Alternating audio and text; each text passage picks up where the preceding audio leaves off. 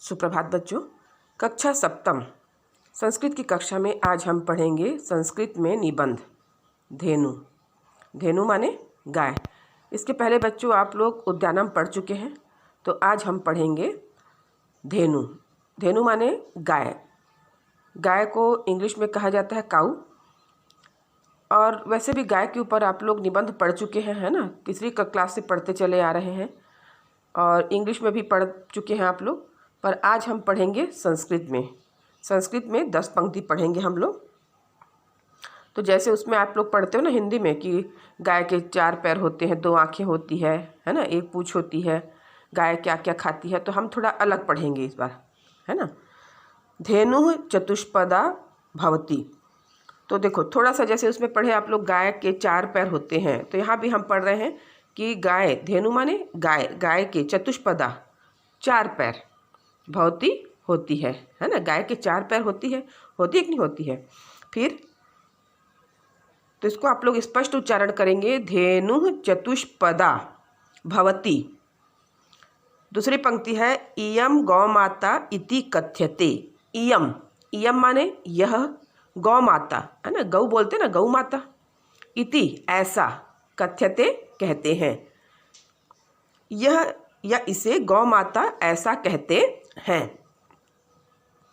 आप लोग देखे होंगे घर में, हिंदुओं के घर में गाय की पूजा होती है, गौ माता माना जाता है उनको, है ना, गौ को माता माना जाता है।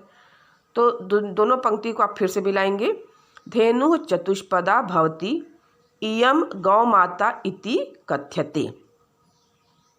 जब 2 पंक्ति याद हो जाएगा तब आप लोग आगे बढ़ेंगे। धेनु दुग्धम ददाती। धेनु माने गाय, दुग्धम माने दूध, ददाती माने देती है। गाय दूध देती है। पीते हैं आप लोग दूध, है ना।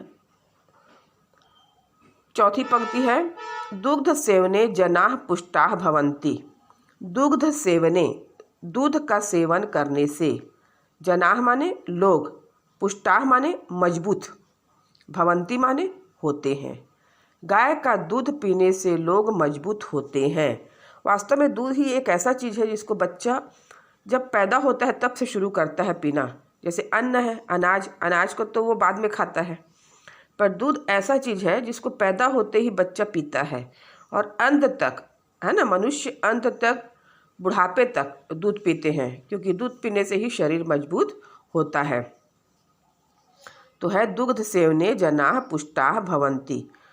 चौथी पंक्ति हो गई। अब 5वीं पंक्ति पढ़ेंगे, दुग्धेन दधि घृतम च निर्मीयते जनैः। फिर से बोलेंगे, दुग्धेन दधि घृतम च निर्मीयते जनैः।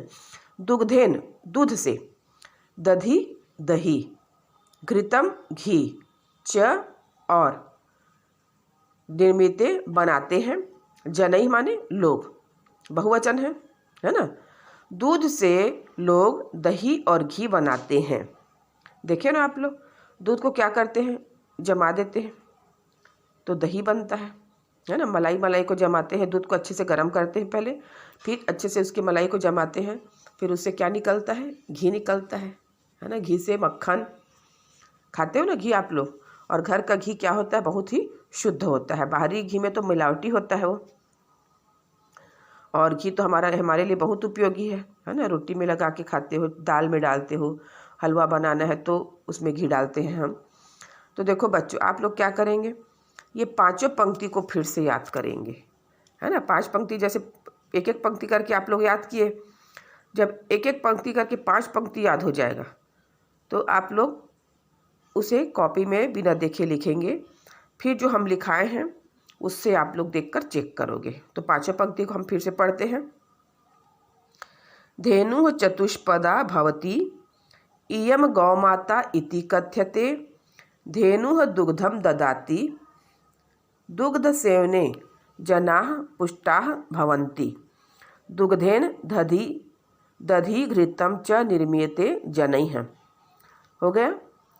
सरल है बच्चों, ये निबंध बहुत ही सरल है। अब 6वीं पंक्ति में आते हैं, गोमयेन जनाः स्वगृहम लिम्पन्ति। गोमयेन यानी गोबर, गोबर से जनाः लोग, स्व अपने, गृहम घरों को, लिम्पन्ति लिपते हैं, बहुवचन, तीतः अन्ति बहुवचन है, लिपते हैं।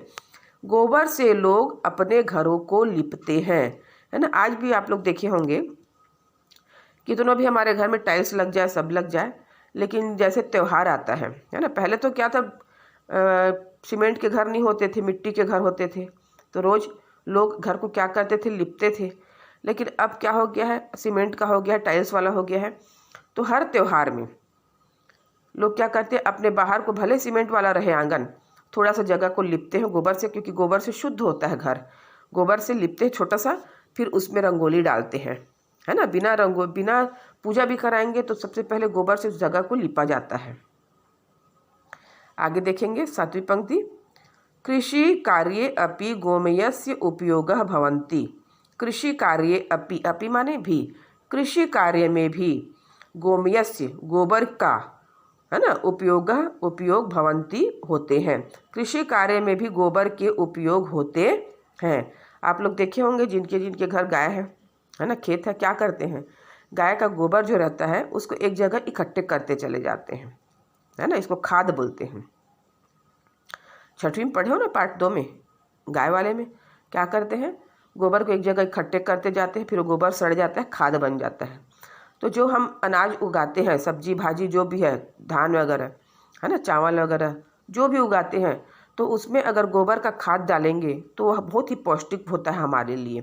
अभी क्या हो रहा है कि सब मिलावटी रासायनिक उर्वरक वगैरह मिलाते हैं अब, है ना। तो उससे क्या हो रहा है, हमको 10 प्रकार की बीमारी हो रही है। और ये जो गोबर का खाद है, अगर उसको डाला जाए, है ना, उसको डाला जाए तो वो हमारे स्वास्थ्य के लिए बहुत ही लाभदायक है। और वास्तव में इसी का उपयोग करना चाहिए, लेकिन लोग इसका उपयोग नहीं करते, क्योंकि आजकल गाय पालते ही कहाँ हैं। तो होगा कृषि कार्ये अपि गोमयस्य उपयोगः भवन्ति। अब 8वीं पंक्ति है, धेनोर्वत्सः वृषभः इति कथ्यते। धेनोर्वत्सः, धेनो माने गाय, वत्स माने बेटा, गाय का बेटा, गाय के बेटे को वृषभः माने बैल, इति कथ्यते ऐसा कहते हैं।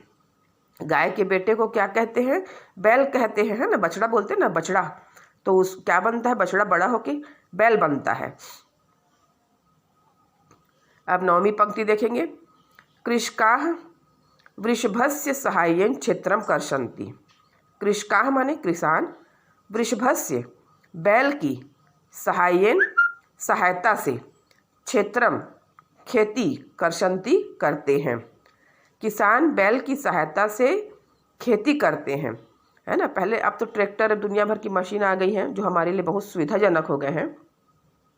पहले ये सब नहीं था मशीन, तो पहले क्या करते थे, बैलों से खेतों की जुताई करते थे, है ना। बहुत ही कठिन था, लेकिन उस समय विज्ञान इतना तरक्की नहीं किया था, तो बैलों की सहायता से ही जितने काम है खेती के, है ना, शुरू से जब बीज की बुआई होती है वहाँ से लेके फसल काटने के बाद जब घर में लाते हैं तब तक, वहाँ तक बैलों का उपयोग होता है ना। अभी भी गांव में कई जगह, पहले, अभी तो ट्रैक्टर वगैरह में फसल काट के ले आते हैं, लेकिन अभी भी कई जगह खेतों में फसलों की कटाई होती है, फिर बैलगाड़ी में उसको, अनाज को घर में लाया जाता है।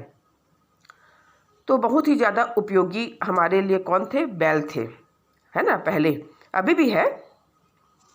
अब आखिरी पंक्ति देखेंगे, 10वीं पंक्ति, वृषभः भारम अपि वहति। बैल, वह, भारम माने भार, अपि माने भी, वहति माने ढोते हैं। बैल भार भी ढोते हैं, भार माने बोझा, तो वही बोझा कैसे, उनको बैलगाड़ी में लगा देते हैं, 2 बैल को, तो जितना सामान है वो खेत से कहाँ लाते हैं, घर लाते हैं, और घर से खेत ले जाते हैं। तो अब बच्चों 6वीं पंक्ति को फिर से पढ़ते हैं हम। गोमयेन जनाः स्वगृहं लिम्पन्ति। 7वीं पंक्ति, कृषि कार्ये अपि गोमयस्य उपयोगः भवन्ति। 8वीं पंक्ति, धेनोर्वत्सः वृषभः इति कथ्यते। 9वीं पंक्ति, कृषकाः वृषभस्य सहाय्येन क्षेत्रम कर्षन्ति। 10वीं पंक्ति, वृषभः भारम अपि वहति। तो देखो बच्चों, आप लोग पहली से 5वीं पंक्ति तक याद करके लिख लिए। अब 6वीं से 10वीं पंक्ति तक आप लोग अच्छे से याद करेंगे, और याद करने के बाद 6वीं से 10वीं पंक्ति तक बिना देखे लिखेंगे, फिर चेक करेंगे, उसके बाद फिर 1 से 10 पंक्ति तक मिलाएंगे आप लोग, है ना, और फिर उसको लिखेंगे। तो बच्चों ये बहुत ही सरल है, नहीं पढ़ोगे तो कठिन लगेगा ही, और पढ़ोगे तो कोई भी चीज़ कठिन नहीं है। तो आज के लिए इतना ही।